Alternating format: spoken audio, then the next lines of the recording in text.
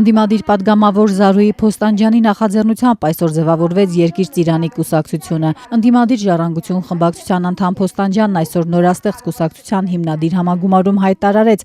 իրենց կարգախոսը դեպի Արարատ։ Քաղաքական այս ուժի կարգախոսը լինելու է դեպի Արարատ։ Եվ բացի այդ, նաև ծրագրի հենց նախաբանը ներառում է մեր սիրելի գրող Ռաֆիի կայծերից մի փոքր դրվագ, որը փիլիսոփայությունն է, թե ինչպես մենք պետք է կազմակերպենք մեր կյանքը։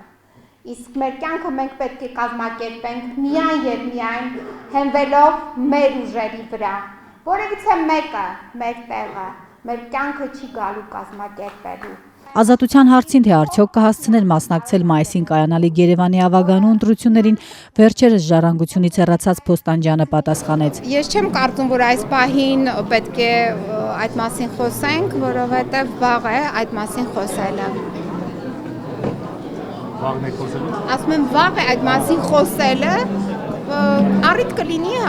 դուք կտեղեկանաք, թե ինչպիսի գործընթացներին ենք մենք մասնակցելու, բայց պետք է նշեմ, որ բոլոր քաղաքական գործընթացներին մենք մասնակիցն ենք լինելու։ Փոստանջյանն առանց անուններ նշելու ասաց, որ Երկիր Ծիրանի անդամ են դառնալու նաև ժառանգության նախկին անդամներ։ Հիմնադիր համագումարում Փոստանջյանը նշեց, որ իշխանափոխության են գնալու Թավշյա հեղափոխությունը իրականացնելու։ Նա հիշատակեց նաև ոստիկանության ՊՊՑ գնդի տարածքը անցած ամռանը գրաված եւ այժմ բանտում գտնվող Սասնա Ծռերի ներկայացուցիչներին։ Ասաց, որ հայաստանյան ներքաղաքական կյանքին մասնակից են դարձնելու նաև սփյուռքահայերին, թե ովքեր են նրանք, Փոստանջյանը դեռևս փակագծերը չբացեց։ Ես չեմ կարող հիմա անուններ հնչեցնել, քանի որ մենք դեռ պաշտոնապես չունենք մեր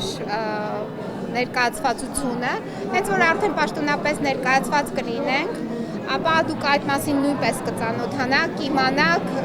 եւ իրենց անունները նույնպես ձեր համար հայտնի կլինեն։ Բայց ես գիտեք, հայտնիներն է կլինեն, ոչ հայտնիներն է կլինեն, բայց յուրաքանչյուրը իր բնակավարում իհարկե հայտնի կլինի։